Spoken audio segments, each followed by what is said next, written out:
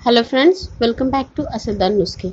आज हम बात करने वाले हैं कुछ ऐसी चीज़ों के बारे में जो अगर आपके भी किचन में हैं, आप भी इन सब का इस्तेमाल करते हैं, तो आप अपने किचन से जितनी जल्दी हो सके उतनी जल्दी इन चीज़ों को बाहर निकाल दें ताकि आप स्वस्थ रह सकें।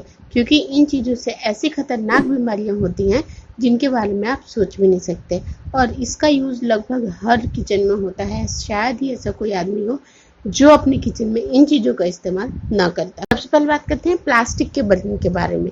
चाहे आपकी रसोई में प्लास्टिक के डिब्बे हो, नमकदानी हो या फिर प्लास्टिक की वाटर बोतल हो, इन्हें अपने किचन से तुरंत बाहर निकाल दें।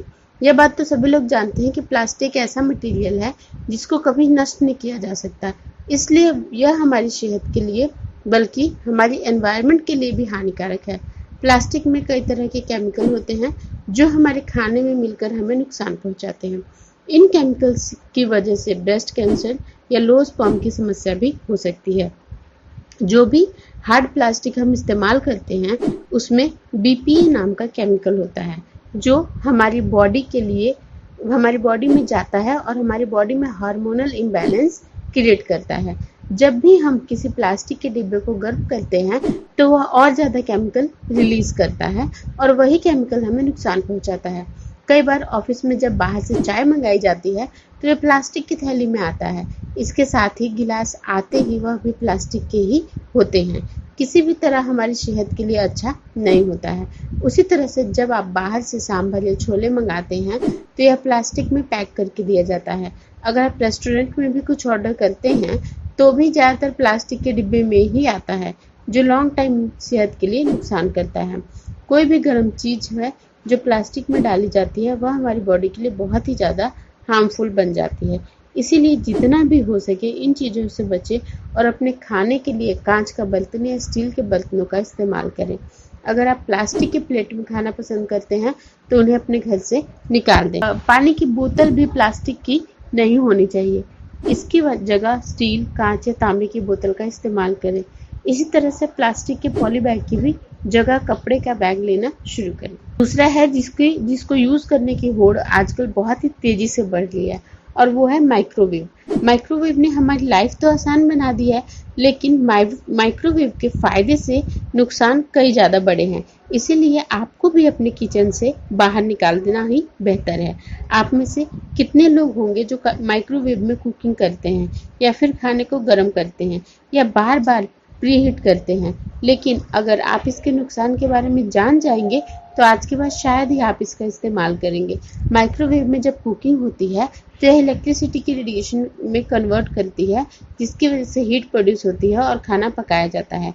माइक्रोवेव के इस्तेमाल से सबसे पहले तो हमारे खाने के न्यूट्रिएंट्स खत्म हो जाते हैं, और हाई टेम्परेचर पर माइक्रोवेव को इस्तेमाल करने से आधा खाना पकता है और आधा खाना नहीं पकता है, जिससे कि कैंसर होने के चांसेस बहुत ही ज़्यादा बढ़ जाते हैं। नॉन स्टिक बर्तन हमें देखने में बहुत ही सुंदर लगते हैं।